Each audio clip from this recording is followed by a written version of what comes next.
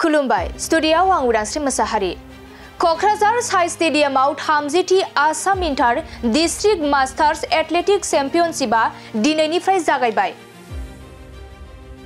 क'क्राझार काटलगुरि साइ स्टेडियामाव 27, 28, 29 आरो 30 डिसेम्बराव सानब्रैनि हाबाफारिजों क'क्राझार जिल्ला masters athletic association, Assam masters athletic association आरो बिटिआर सरकारनि हेफाजाबनि बानजायनायाव 30थि Assam inter district masters athletic चेम्पियनशिपआ दिनैनिफ्राय खुंफुंजायो।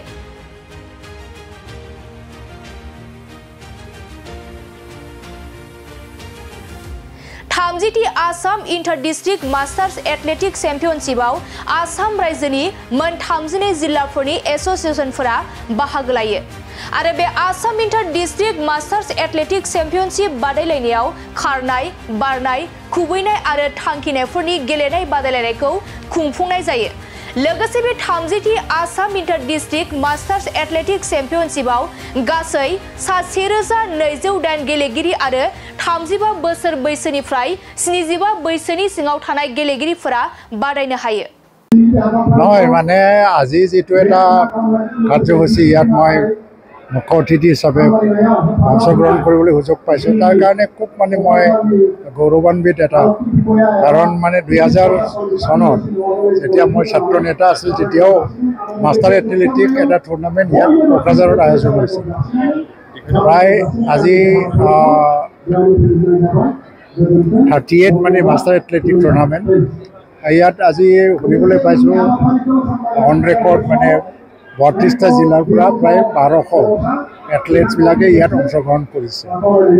স্পৰ্টছমেনশ্বিপ বা স্পৰ্টছৰ লিগেচিটোক জীৱনৰ যিকোনো বয়সলৈকে লৈ যাবৰ কাৰণে মাষ্টাৰ এথলেটিক যিটো কনচেপ্টটো বনালে সেইটো খুব এটা ধুনীয়া কনচেপ্ট।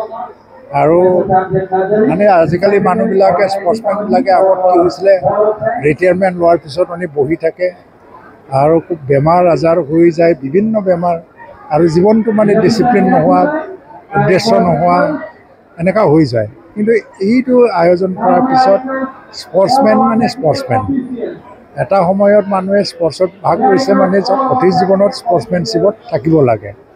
আৰু এইকাৰণে ইংৰাজীত এটা কথা কৈছে, a man practising sportsmanship is far better than the teaching it.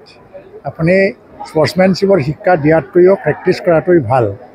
তেওঁলোকে জীৱনত বহুত প্ৰত্যাহ্বান পৰাজিত কৰিব পাৰিছে। 95 বছৰ বয়সত ইয়াত যদি এজন এথলেটে ভাগ ল'ব পাৰে, 90 বছৰীয়া 5জন আছে, এইবিলাক যদি আজি এথলেট হিচাপে ইয়াত অংশগ্ৰহণ কৰিব পাৰিছে, জীৱনৰ সকলোবোৰ মানে প্ৰত্যাহ্বান তেওঁলোকে মানে পৰাজিত কৰিব পাৰিছে, সেইটো খুব ভাল কথা। আজি যিটো 4দিনীয়া কাৰ্যসূচীৰে ইয়াত মাষ্টাৰ এথলেট টুৰ্ণামেণ্ট হ'ব সেইটো ভালে ভালে যাব মই ভাবোঁ। আৰু ইয়াৰ পৰা নেশ্যনেল ইণ্টাৰনেশ্যনেললৈকে যাব।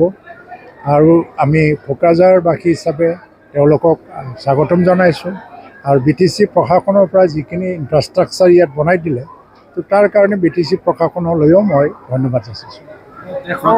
All Assam inter district master athletic championship 2024 আজিৰ পৰা আমাৰ কোকৰাঝাৰ চাই ষ্টেডিয়ামত আৰম্ভ হ'ল।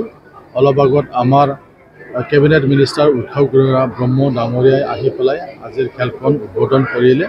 ইয়াত মুঠ 33টা ডিষ্ট্ৰিক্ট স্পৰ্টছ তেওঁলোকে অংশগ্ৰহণ কৰিছে। এতিয়ালৈকে 12জনে তেওঁলোকে নাম ৰেজিষ্ট্ৰেশ্যন কৰিছে। 35 বছৰৰ পৰা 95 বছৰলৈকে ইয়াত খেলুৱৈসকলৰ নাম ৰেজিষ্ট্ৰেশ্যন হোৱাটো আমি দেখিবলৈ পাইছোঁ। মুঠ তেওঁলোকে আমাক জনাইছে 12টা কেটেগৰী হ'ব। এজ হিচাপে তেওঁলোকে কৰা হয়, 35ত এটা আৰু 40ত এটা, 5 বছৰ গেপত এটা এটা কেটেগৰী হয়। তো ভাল লাগিল যে 2000 চনতো কোকৰাঝাৰত KDC যে প্লেগ্ৰাউণ্ড তাতে অনুষ্ঠিত হৈছিল। কিন্তু এতিয়া আমি চাই ষ্টেডিয়ামত আজিৰ এই 30 সংখ্যক যিটো আমাৰ মাষ্টাৰ এথলেটিক চেম্পিয়নশ্বিপ সেইটো অনুষ্ঠিত কৰিবলৈ আমি সুবিধা পাইছোঁ। কোকৰাঝাৰ সঁচাকৈ খেলৰ এটা হাব হ'বলৈ গৈ আছে। ইয়াত আমি বিভিন্ন ধৰণৰ খেল আয়োজন কৰিবলৈ সুবিধাও পাইছোঁ। নেশ্যনেল গেমৰ বিলাকৰ পাতিবলৈ আমি সুবিধা পাইছোঁ। আৰু এই যে মাষ্টাৰ এথলেটিক যে চেম্পিয়নশ্বিপ ইয়াৰ দ্বাৰা আকৌ কোকৰাঝাৰত খেলৰ এটা বাতাবৰণ গঢ় দিয়াত আমাক সহায় কৰিব বুলি আমি আশা কৰোঁ। 1200 জন এতিয়ালৈকে আহিল, এইটো আৰু আহিব পাৰে। গতিকে আমি ভাবোঁ আমাৰ ইয়াত এটা পৰিৱেশ সৃষ্টি কৰাত যথেষ্ট সহায় হ'ব বুলি আমি আশা কৰিছোঁ। ইতিমধ্যে আমাৰ কোকৰাঝাৰৰ বহুকেইগৰাকী প্ৰতিযোগীও ইয়াত অংশগ্ৰহণ কৰিব। নেশ্যনেল ইণ্টাৰনেশ্যনেল বহুতো প্লেয়াৰ আছে আমাৰ।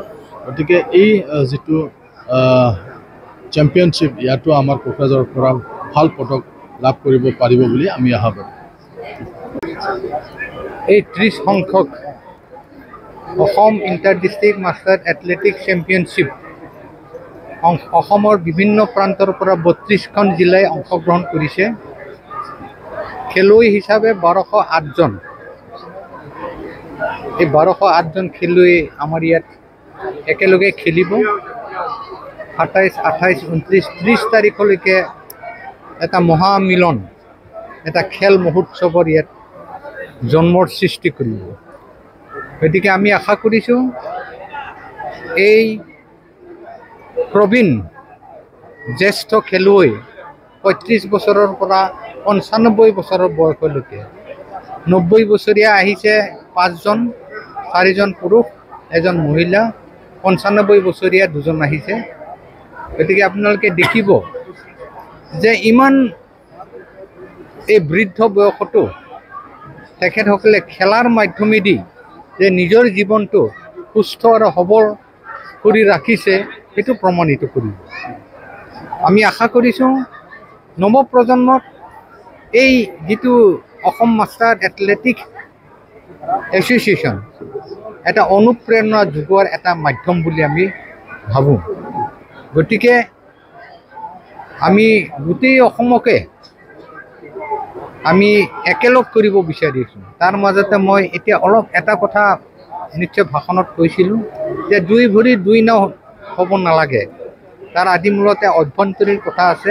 প্ৰত্যেক খেলুৱৈক মই অনুৰোধ কৰিছোঁ যে একেখন ঘৰতে একেলগে থাক, একেলগে খাই বৈ কাজিয়া পেচাল হ'লেও যাতে সুখেৰে অলপ হ'লেও ভগাই খাব পাৰে সেইটো যাতে চেষ্টা কৰে। যাই হওক, আশা কৰিছোঁ আগন্তুক 4 দিনীয়া যিটো কাৰ্যসূচী আছে সেই কাৰ্যসূচীত গোটেই অসমৰ বিভিন্ন প্ৰান্তৰ পৰা অহা খেলুৱৈসকলক লৈ আমি আনন্দ আৰু উপভোগ কৰিম। আৰু যিহেতুকে ইয়াত কোনো অসুবিধাৰ সৃষ্টি নহ'ব, বৰ্তমানে বিটিআৰৰ যিটো শান্তিৰ বতাহ বৈছে, এই শান্তিৰ যিটো পৰিৱেশ, এই শান্তিৰ পৰিৱেশৰ মাজত থাকি আমি নিশ্চয় আনন্দ উপভোগ কৰিবলৈ পাৰিম বুলি আশা কৰিছোঁ। ধন্যবাদ।